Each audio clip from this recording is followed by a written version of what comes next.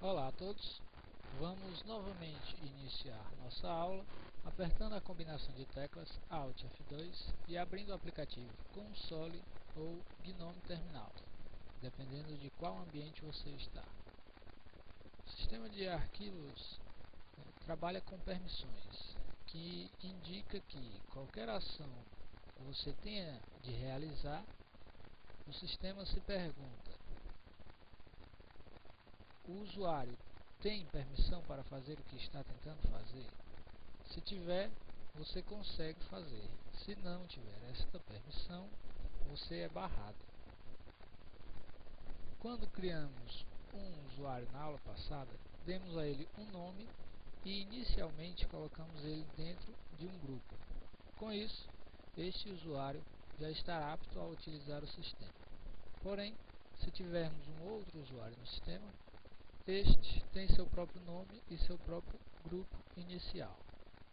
Então, o primeiro deles não tem acesso aos arquivos do segundo, a não ser que esse segundo permita e vice-versa.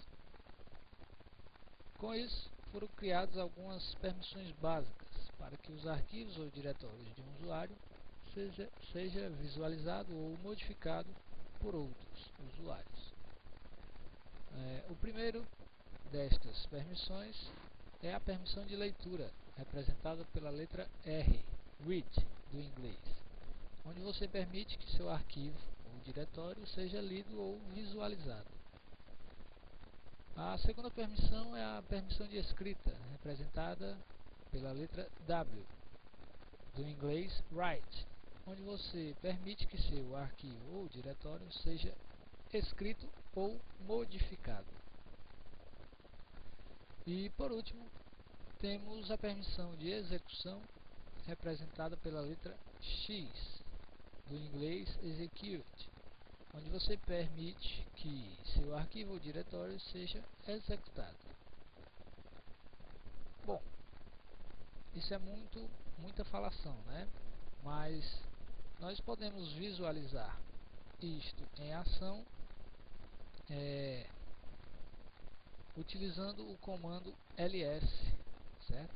Que vocês sabem é o comando para listar arquivos e diretórios da pasta atual, por padrão, com a opção "-l", que esta opção faz com que nos seja retornada uma lista mais longa, contendo algumas informações a mais de cada arquivo listado. Então eu vou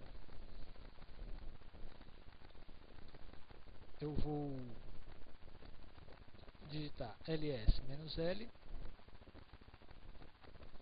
Inicialmente eu vou para a minha pasta colégio, que eu venho usando nas outras aulas. E então ls-l. Bom, e aí nós temos todos os arquivos, certo? Que estão dentro da pasta colégio listados com algumas informações. Por exemplo, nessa lista, o que é que nós temos?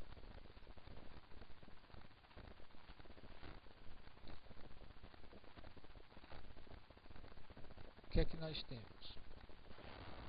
Da direita para a esquerda, certo? O nome do arquivo ou diretório. Logo em seguida nós temos a data e a hora em que foram criadas, o tamanho em bytes, certo? O tamanho do arquivo ou diretório em bytes, o grupo em que o arquivo está inserido, o diretório, o dono do arquivo, ok? Estas duas informações que eu acabei de comentar são bastante importantes. Vitor é o dono da pasta Geografia e Users é o grupo em que a pasta está inserida. Mas o que mais nos interessa nesta aula são os 10 primeiros caracteres, justamente esses 10, certo? Onde é possível saber o que podemos fazer com o arquivo ou diretório. esta linha, estes 10 caracteres, contém exatamente as informações de permissão relacionadas a este arquivo ou diretório, certo? O primeiro deles é possível que tenha um D ou um traço. Se tiver um D, indica que é um diretório. Geografia é um diretório. História é um diretório. Já nomes é um arquivo comum, então ele é representado com um traço, certo?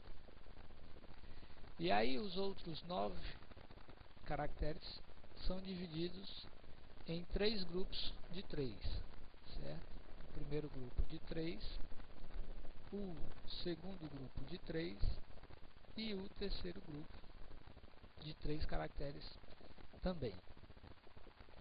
Os 3 primeiros são relacionados ao dono do arquivo. Então, o que o dono pode fazer com o arquivo, certo?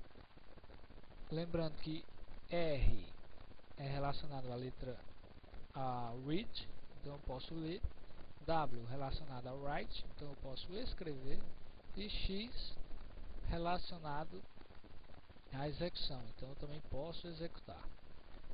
Os outros 3 seguintes, os outros 3 caracteres seguintes são relacionados ao grupo, certo? Então, se eu tiver um outro usuário no mesmo grupo users, este outro usuário vai poder ler, não vai poder escrever e vai poder executar o arquivo ou o diretório, certo?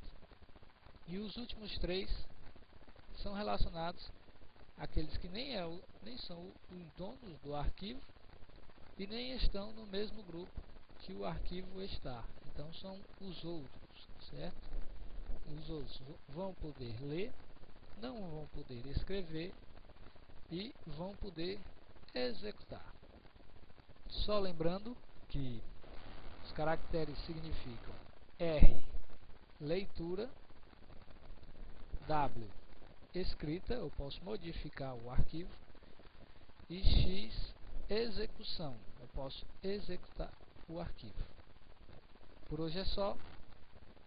Na próxima aula iremos aprender a representar essas letras R, W, X por números. Até a próxima.